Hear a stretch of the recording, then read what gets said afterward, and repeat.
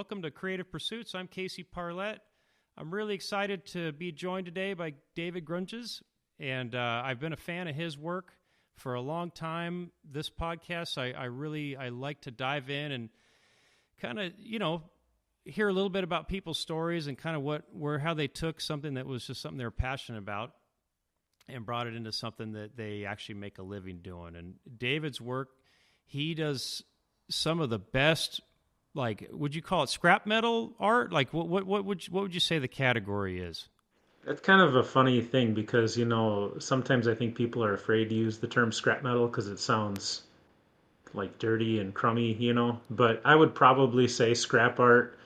Some of it is more borderline, I guess, steampunk, but that's maybe a little bit different than what I do. So I would say, because I mean, everything's recycled, so it Yeah. essentially is scrap metal. So, Well, I'll tell you, I mean, I work in wood, metal, and stone, and, a lot of the sculpture work I do is, I make the parts that I'm fabricating and doing it, and there's challenges with that, but man, doing what you do, I think is, to me, I've got huge respect for it because to find the actual parts and the components and the sizes to be able to kind of tell that story for whatever the species is that you're doing.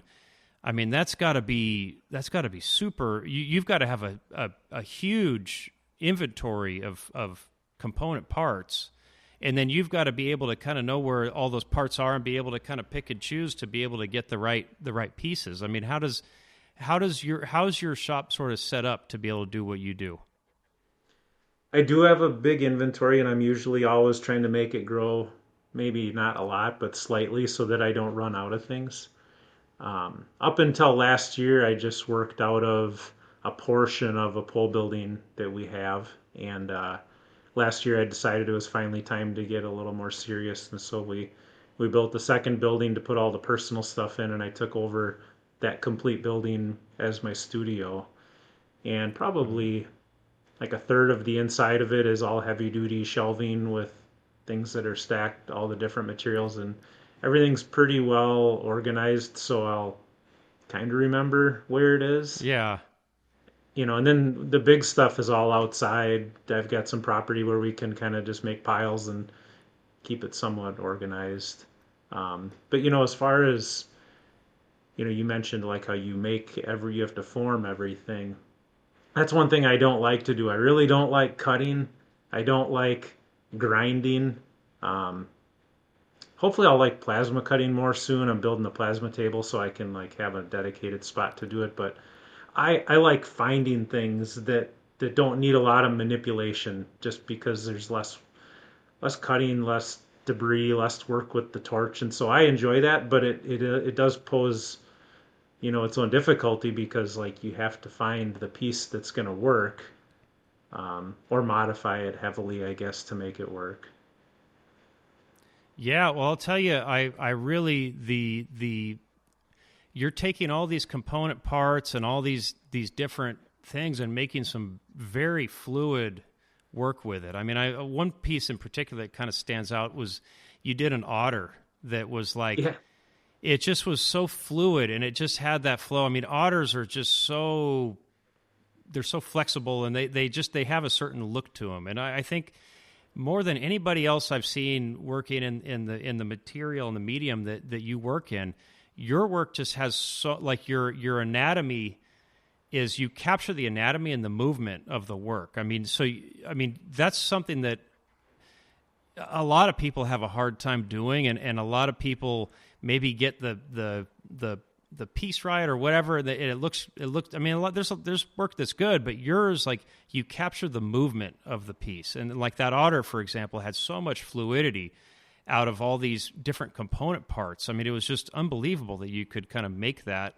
out of these pieces, especially since you're not really manipulating the pieces or bending it or doing all that stuff in the same way that like what I have to do. sure. Well, when it comes to metal, like metal might have a texture, or it might be long pieces or short pieces, and so the way that the pieces get laid out on the sculpture is going to give you that illusion of movement or like fluidity, as you say. So on the otter, it was a lot of long pieces that kind of flowed downward and just kind of give it that kind of graceful motion. Almost made it look like if you could picture it, had fur, like the fur was slicked back and wet. Um, It and had I that learned, look. yeah, well, good. I learned from uh, a friend of mine, an artist that I went to an overseas show with. One thing that he did on his animal sculptures was he'll find um, photographs that are like the muscle structure without the fur on it. And I started looking for images like that showing like the muscle structure, even the skeletal structure. And so it helps me figure out where the limbs need to be positioned before you get all the muscle and everything built around them so that things are kind of in the right place.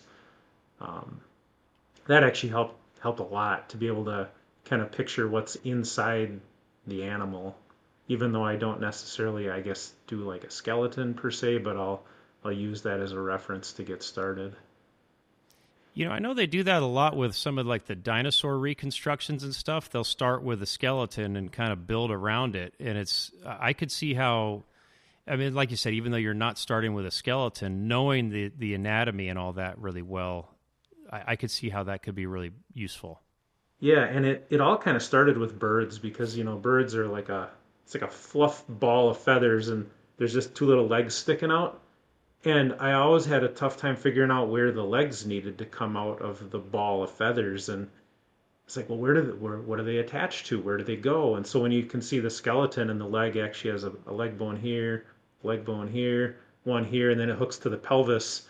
And it's like, oh, so I'll build that just out of like thin wire. I'll build that to figure out where the legs need to go.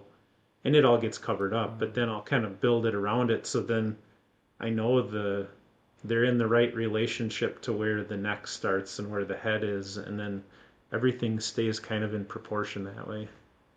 Yeah, well, the anatomy. I mean, the anatomy on yours is phenomenal, but also like just the movement and the positioning that you get on these are incredible too. I mean, your work strikes me as something that somebody that spent a lot of time out in the hills or out in nature, like observing, these different species and different animals and stuff like that, and really kind of getting a feel for it. I mean, is that the case? Yeah, absolutely. So I mean, as a kid, I was always off in the woods, usually trying to catch like frogs and snakes and turtles and things like that that I could bring home. Then as I got older, I got really involved in hunting, and I still am very involved in hunting. I spend a lot of time in the woods this time of year, the fall, early winter.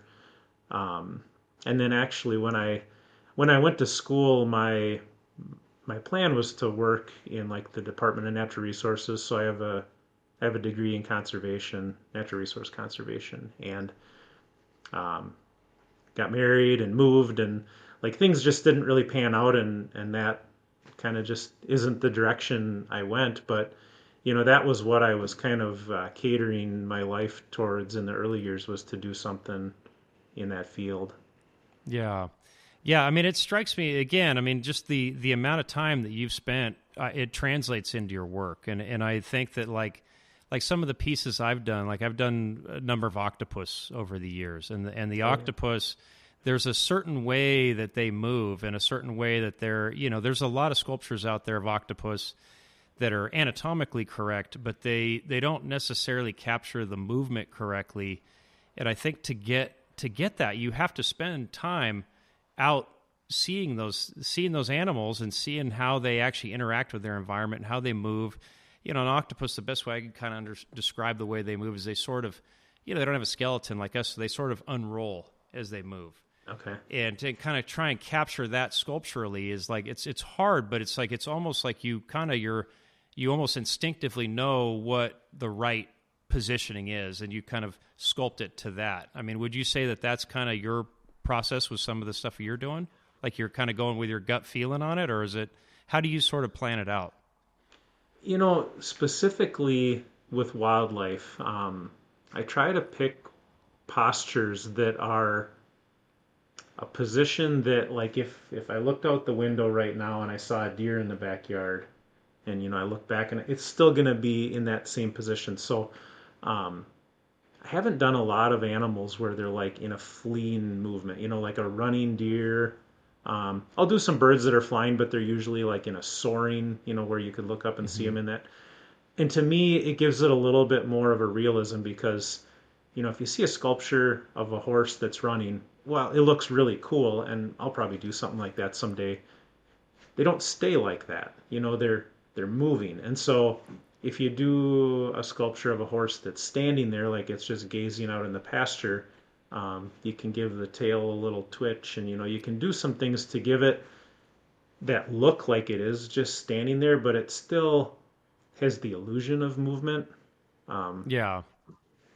It has the energy. I mean, like that pronghorn that you did. yeah, It's got a very it just has a very elegant stance, and then just the way the head's cocked. It's exactly how pronghorn are when you see them out in the wild. I mean, they have it captures that sort of that feel in a subtle way that's not, like you said, it's not running, it's not jumping, it's not whatever, but it just subtly has that energy that they have, which I think is it's really beautiful. well, thank you. Yeah, and I mean, I reference tons of photographs.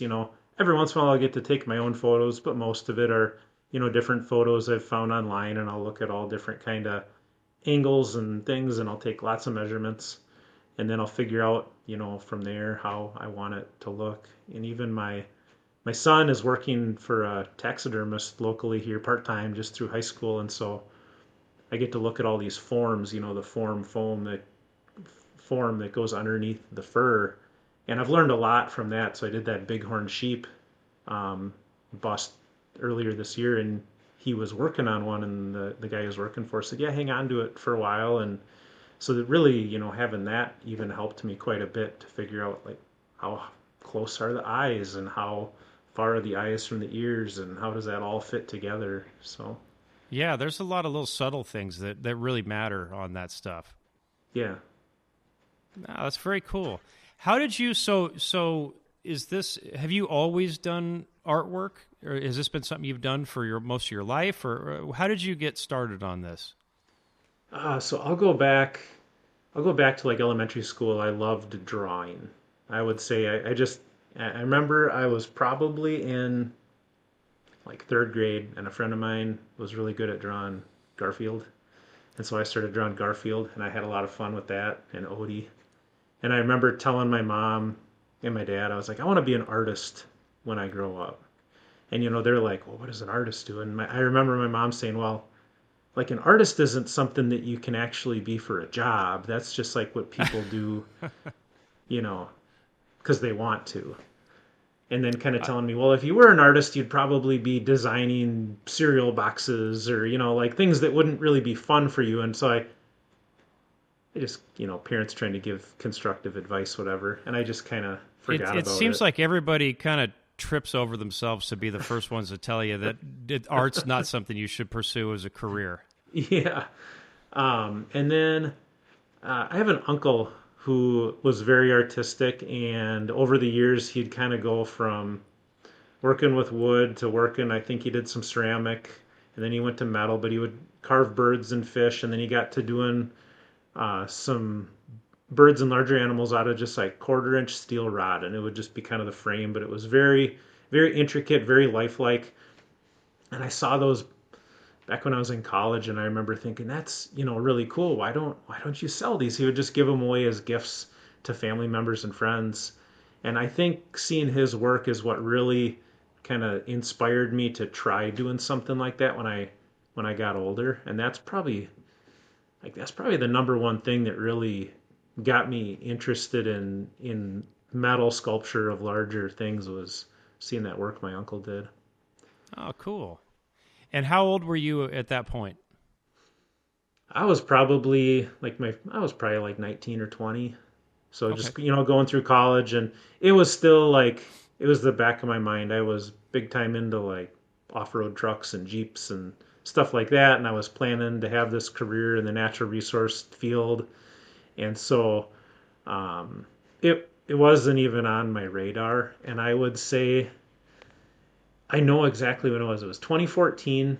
I was preparing to go on an elk hunting trip, and I actually had a set of these caribou antlers that I had bought when I was in Alaska at like a shop. They were some shed antlers, and I thought, hey, when would I ever have a chance to get caribou antlers? So I had them shipped to my house, and they sat in a box in the basement for years. And so I thought I'll make a head out of rebar to mount these antlers to.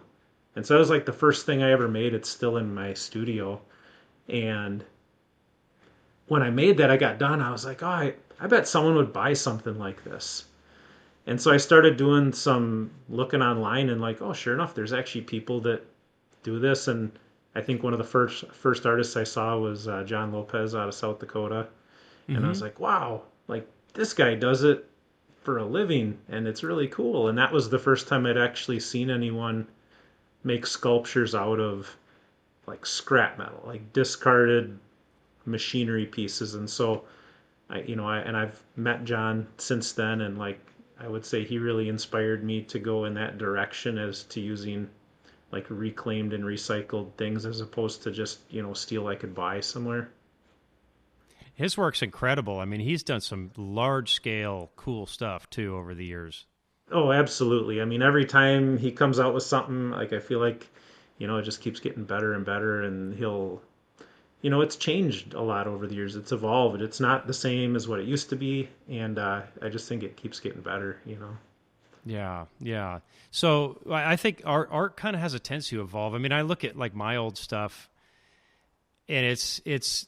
I mean, you can see there's a thread of similarity there, but it definitely changes and has evolved quite a bit over the years in terms of just like I don't know. I mean, every piece kind of tells a story, and you're kind of telling it in a little bit of a different way as you go.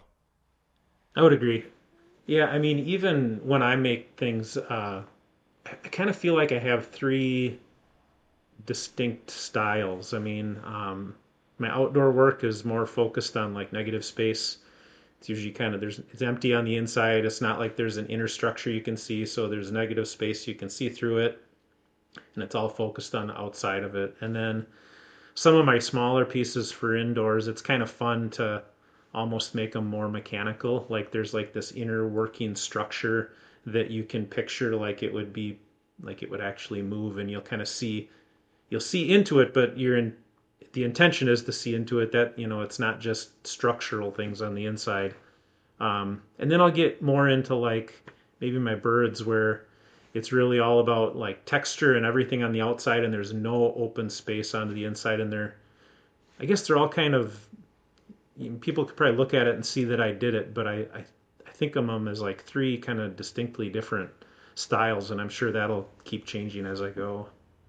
Yeah, I think it's amazing. Like I said, I like all your work, and I do think that the way you kind of flow, like all the different mechanical, like the saw blades, and then the gears, and like the different parts, and even the textures. I mean, you just did a piece of. Even doing like again, and you don't seem like you're scared of taking on some different challenges. Like you just did one High Plains Drifter with a Clint Eastwood, Yeah, all in metal and all in like with even with like his kind of scruff on his face is like a different type of like some of that expanded metal. And I mean that is a that's it's similar to doing the wildlife kind of stuff, but it's definitely different because you're capturing not just a person but Clint Eastwood yeah, and the expression and all and the movement. And I mean that's a challenging thing to take on. yeah. I'll be honest. Like every day I came in, I was not happy when I was making that piece. I was like, man, can I just? I kind of committed to doing it for this show, and I felt like I couldn't back out. But every day I'd tell my wife, I'm like, I don't want to finish this. I just want to like forget about it. And because like I'm like a deer looks like a deer to me. Now maybe to a deer, like deer all look different. I don't know, but I mean, like a person, like every person to me looks different. The way their eyes are, the way their nose is, their chin. The And I'm expression, like, all of it. Yeah. yeah, I'm like, oh man, just how am I going to do that? And so I took a lot of measurements. I had my son actually come out with me, and like I did a whole bunch of measurements, like of his face, even though it's way different than Clint Eastwood's. It helped me kind of get things in perspective. And then he even like he'd stand out there with like the pose, and I would like take metal rod and kind of like make where the arms needed to be based on him as he's standing there. And um, one of the hardest things like was making the clothes. I Yeah, it's hard to make them look natural out of metal. Yeah, like how do I make them look like they have wrinkles and stuff? I don't know how to do that. And so that it was a completely I think I like was overthinking it maybe, but it was completely different than anything I've ever done.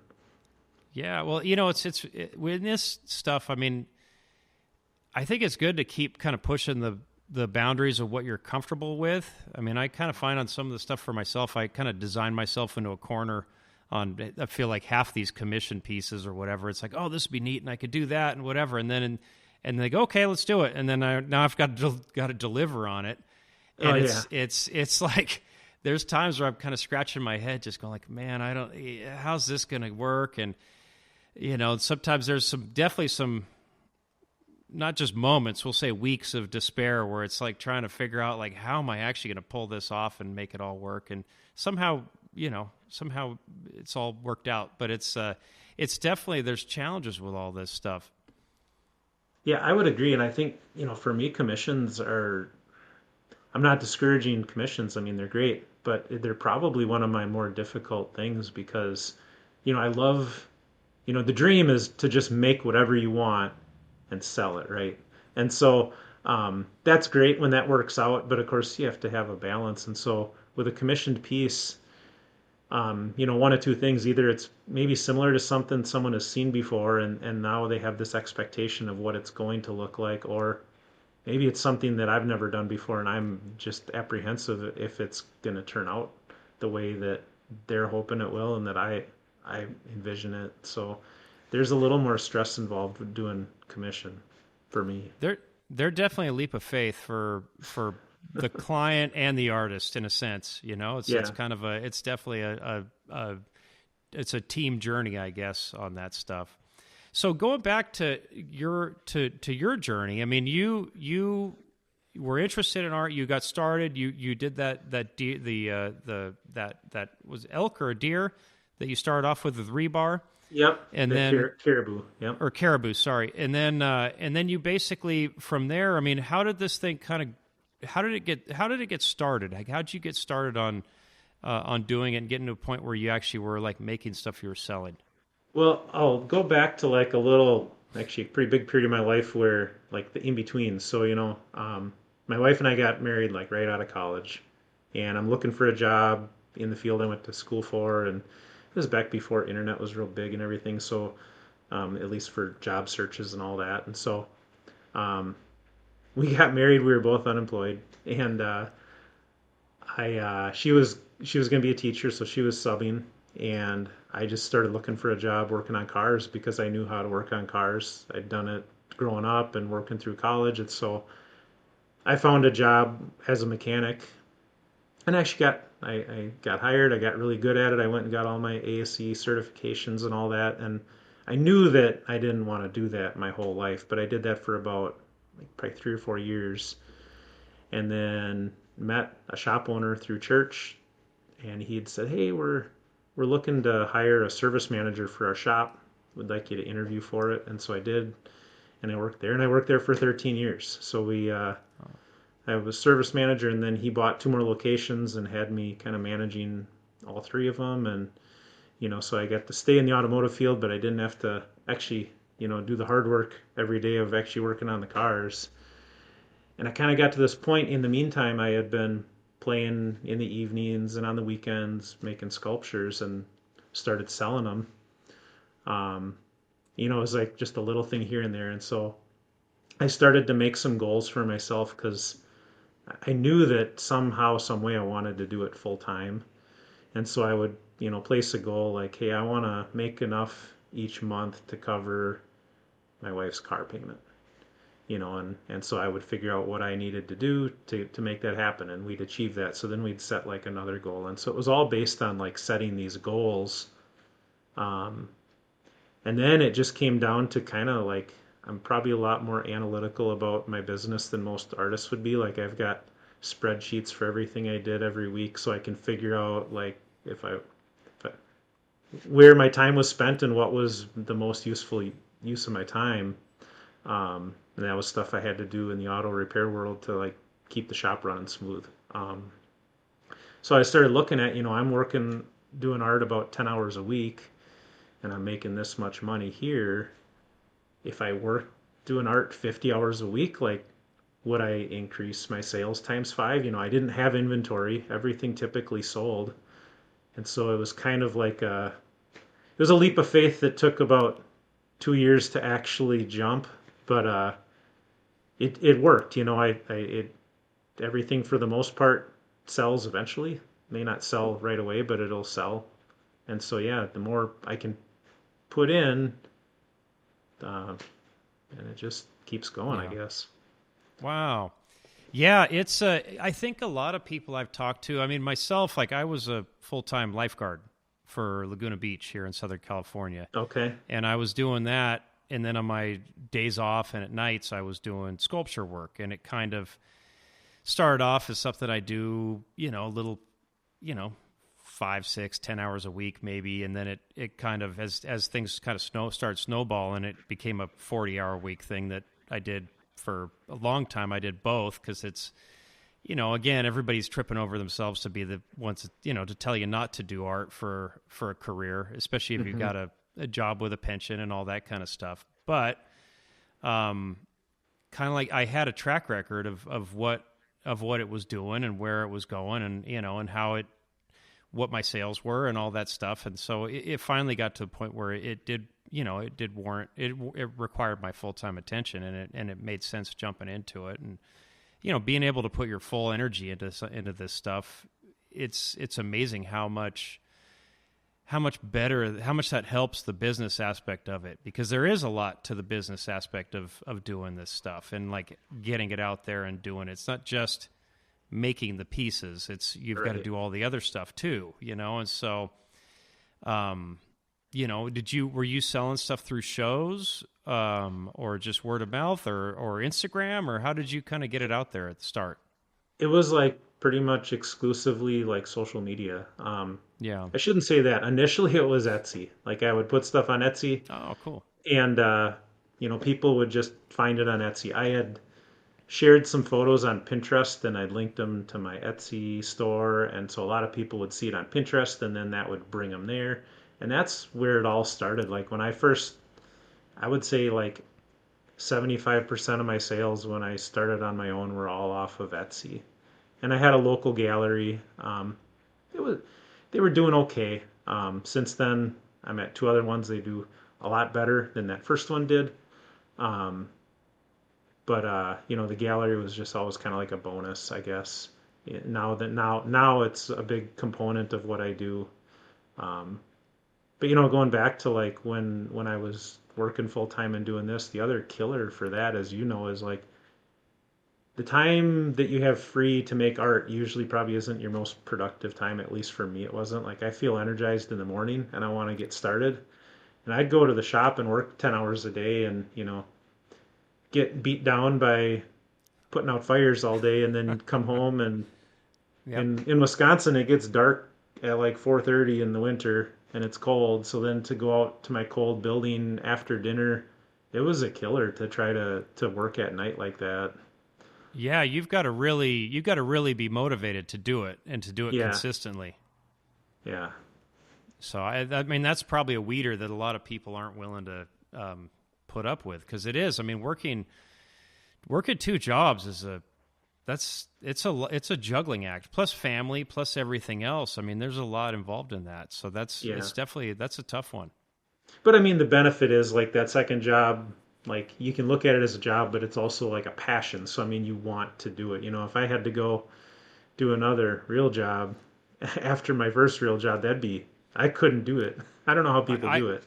I couldn't either. I mean, yeah, hats off to the people that do it. That takes some real guts, because it Yeah. was, I've always enjoyed and still enjoy making art and doing it. So it doesn't take a huge amount of motivation to do it.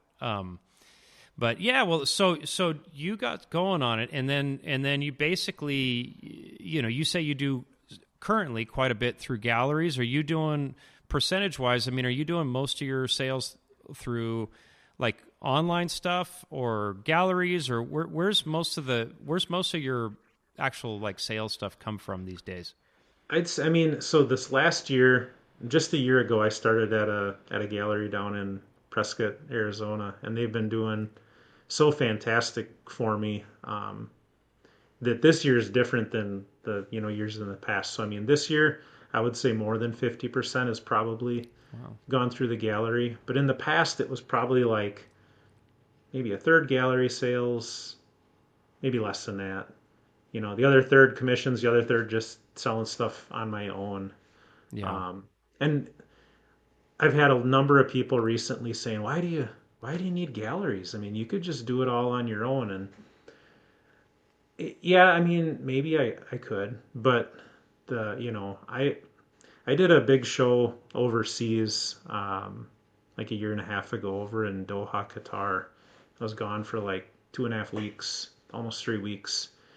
When I got back, like the integration that I was getting on social media, it like fell off a cliff. And for almost a whole year, like I was losing followers, people weren't responding to posts, like people weren't even seeing the posts. And I don't know if something happened with like That's Instagram and weird. Facebook during that time, or if it was just because I was posting such different content for like 3 weeks straight.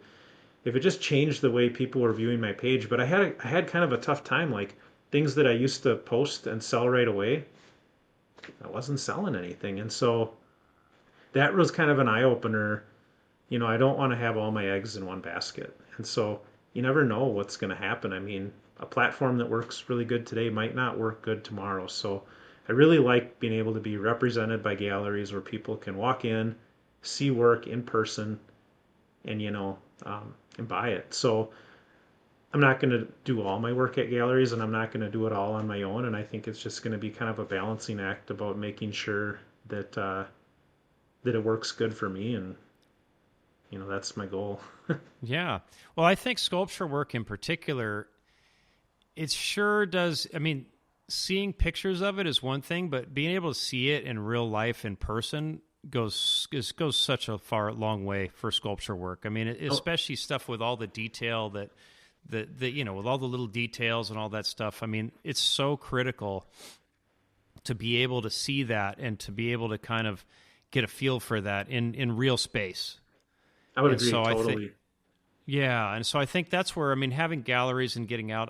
So personally, like gosh, I'd say nowadays probably the vast majority of what I do is commissioned, and Okay. so that's commissioned. And I've got a few shows that I do that are good as well, and then there's some other stuff, but it's mostly commissioned, and that's just sort of like that's just sort of the direction this has sort of organically gone. Where like I never seem to have. Well, I always kind of keeping inventory up is always kind of a challenge. And then with everything being a one-off as it is, and then Hmm. a lot of the stuff that comes in, it's for for specific sites or maybe large scale stuff or maybe whatever, and so it's pretty specific to that site. So there ends up being, I'd say the bulk is commissioned, but it is one of those things where you do the same thing. I think about it where it's like we're all kind of just one bad day away from things going. Maybe at least I feel like that in the back of my mind. Like it's one bad day away from the whole thing just falling apart like a house of cards. Hmm. It is nice having a lot of different tributary streams leading to the river of what you're doing, and so I don't know. It is an interesting thing, and everybody's got different takes on it. So I do like to hear what different people are doing and kind of hear what their lived experience is. Well, and that's another thing that I've learned it from another artist, Matt Wilson. You might know him, like Airtight Art Walk. Does all the little like silverware birds, and Mm-hmm. I asked him like how was he so successful, and one of the things he'd done early on was had like a mailing list for his sales, and so that's something I'm kind of working Yeah. on because there's a lot of people that have bought from me in the past that for whatever reason they don't follow me on social media or they don't see my stuff on social media anymore, and like it's easy for them to maybe just forget. And so not inundating people with things, but that's another channel I'm working on, is kind of doing some sort of a like a newsletter that lets people know when the next group of sculptures is going to be for sale, so they don't Yeah. have to rely on like looking at their feed every day to see if I posted something new. Because I think more and more people are kind of like getting away from social media because it can be kind of toxic and time Yeah. wasting and all that. So Yeah. it's just one more channel to be able to connect with people. You're reaching out to them, not expecting them to just follow you. Yeah. I think it's smart. Yeah. I think finding all those different things is definitely, it definitely goes a long ways. So I've done a little bit of the newsletter stuff, and there are a lot of collectors that I have that don't have social media, and Yeah, they've been great collectors. And so, finding all these different ways of reaching people is huge. right. So now, so you've got some gallery shows going. You've got a lot of stuff going. I mean, what's kind of the next step? I mean, I don't know about you, but I'm kind of, as soon as I do one thing, I kind of want to, what's the next mountain to climb or dragon to slay or whatever it is. It's like I always kind of want to push to the next thing. Like, are there any particular directions or any things you're kind of working towards right now? Well, there's a couple things, So I went to Sculpture in the Park in Loveland, Colorado this summer. I mean, it's a fantastic show. It's the only show other than the one overseas that I've ever done. I've never done like little market shows or anything. So it was a new experience for me, and it's a lot of bronze. And I got really inspired by all the bronze. And so I'm trying to figure out if there's a way at some point to refine my work to a point where maybe I could learn how to make a bronze cast around it, and it would be different but similar. Um, so you can sell the piece for one thing. Like one-off pieces are great, but they're all one-off, and like it'd be Yeah. really great to find a way to make an edition of 10, and I don't have to make all 10 of them. I know bronze work is still, it's kind of over my head. I don't really fully understand even the whole process yet, but that's one possibility, is maybe considering doing some bronze work. And I guess the other big thing is it's probably too soon to say yet, but my wife is getting more interested in being involved more than she is now. She's a full-time school teacher, and then full-time mom of three kids when she's not teaching. And I think we could really accelerate a lot if she was like working more with me.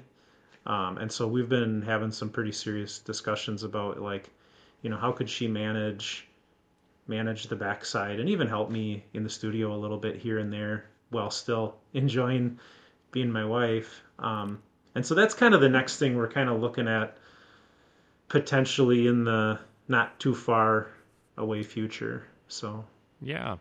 Well, that was one thing because, again, I mean, both of us are doing one-off pieces, and I think I've always been drawn to the one-off kind of stuff because I do think that there's something really cool about something that's made out of, it's the one of one, right? But right, the challenge of that is scaling, and again, like with what I'm doing, I mean, it's like keeping inventory up for this stuff is hard, and like some of the ways that I've worked on trying to like navigate that is obvious. I've brought in some people to help with some of the grunt work kind of stuff, and and then also like some of the pieces, like if I'm doing a school of fish or a piece where I'm doing like 100 fish in a big giant school, for me to hand hammer the form the bodies for each fish, it's just not efficient. It's not an efficient way to build it. So I've made, built dies and stuff like that to be able to kind of speed up some of the forming of it,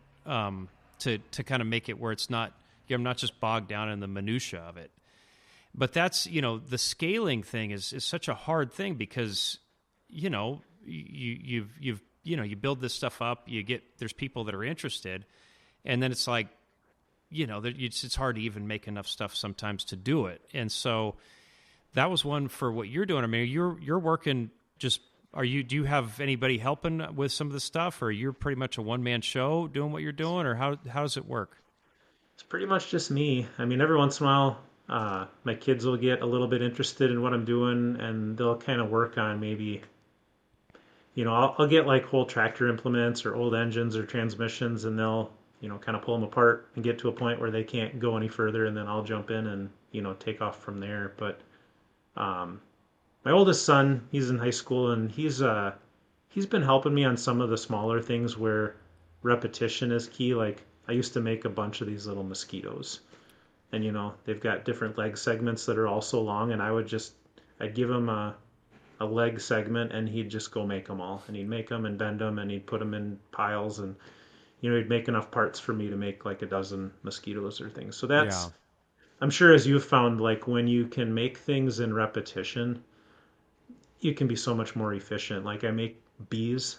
I haven't made as many lately, but for a while they were selling all around the world, and people just had to have them. And so I would take like a week or two, and I would just make bees, and I would work on all the abdomens of the bees, and then I would work on all the wings of the bees, and so I'd make a dozen of them, and I'd be so much more efficient doing it that way. And so those are the types of things where I could probably employ someone to help, but it's, how do you, then you got to find that right person that, And you train them. I mean, it's a whole process for that too. yeah, and I've someone found that, really, yeah. Well, they've got to care, and so it's kind of. I've been fortunate that I've had some really cool people come in and help, and you start off. It's this stuff's so specific and so different from anything else that's really people could get into, that it's, everybody kind of starts off with just the basic stuff. But I mean, I mostly, the help is,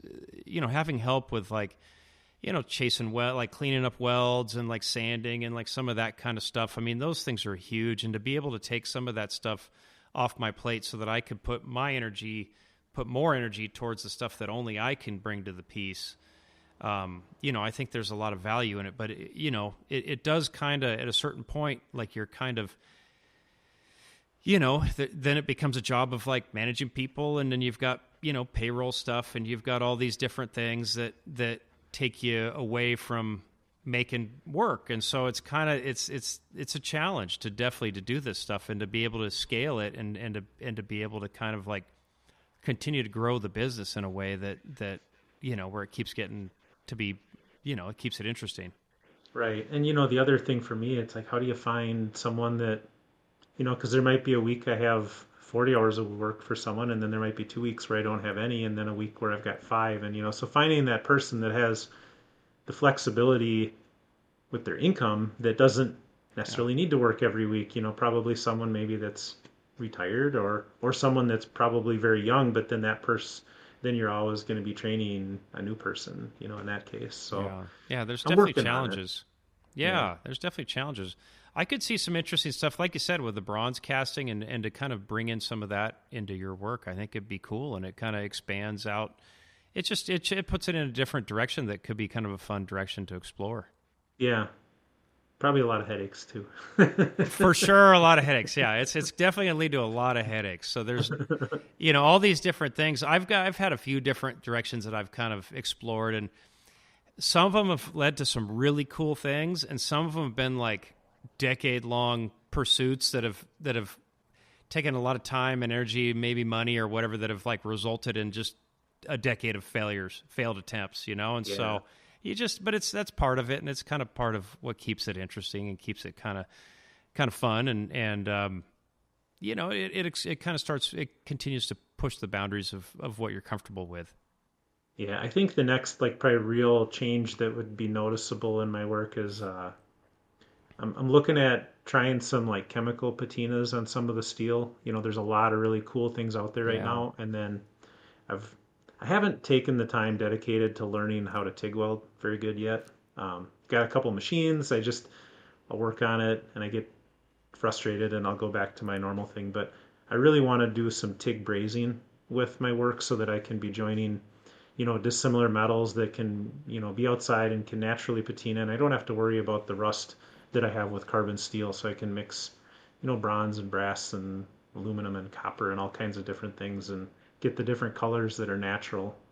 So those are Yeah. some things I'm hoping to add into the elements in the near future. TIG's great for that. You have a lot of flexibility with it in that regard. I used to when I was starting out, I did everything oxyacetylene, Okay. which is cool. It's there are some things that oxyacetylene is great for, but once I went from that to a TIG welder, it was like light years faster and more efficient, better welds. Like my welds looked a lot prettier afterwards. Yeah. And to be able to combine the bronze and the stainless, I'm by the coast, so a lot of the stuff I do is like right by the ocean, which steel just doesn't hold up outside Right. in the same way, so a lot of stainless, a lot of bronze, some titanium, some other elements like that. But, the TIG's been really good for that. And it does kind of expand, the potential places that you can have work. Right. Because the rust factor's got to be, for the exterior pieces, that's got to be one of the challenges with what you're doing. I mean, it is, that's one of the reason the outdoor pieces are so different than the indoor things is because all the pieces are much more robust and thicker and heavier, For the most part, if steel isn't constantly wet, if it can dry out between rain showers or whatever, it's going to last a long, long time. Yeah.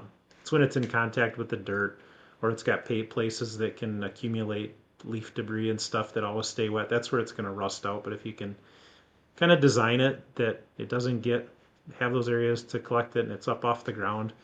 I mean, I always tell people it's gonna last for generations before it's Yeah. gonna be a concern. So, Well, your work is definitely generational work. I mean, in this world that we live in, where so much stuff is kind of here today, gone tomorrow. I mean, your work has such a timeless quality to it, and it's something that, I mean, it's just the appeal of it is just so lasting. So, like I said, I'm a huge fan.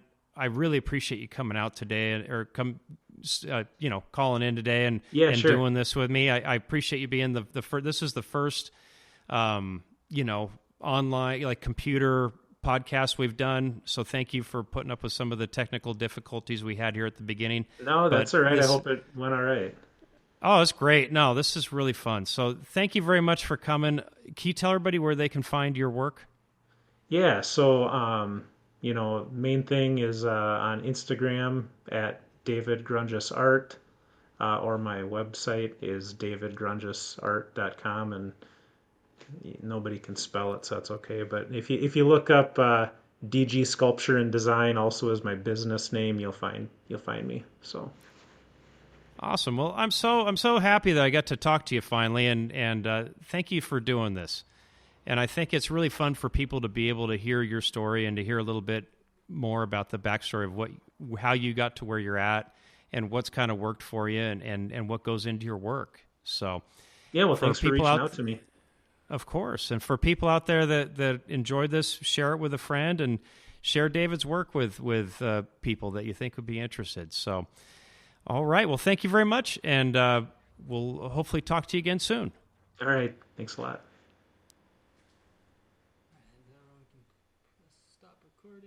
All right. That's going to process for a little bit. Okay. David, are you still there? I'm still here. Okay. That was awesome. You were great. Good. I appreciate that. Thank you. Yeah. No, it's really cool. It's neat to, like I said, I was trying to come see your work when we were out in Wisconsin this summer, and it didn't quite work out, but it's really nice to be able to talk with you and hear a little bit more about your work. So I appreciate you being willing to share. Well, thanks for taking the time. Yeah. All right. Well, we'll talk to you. We'll talk to you soon. Okay. Have a good one. All right. Take care.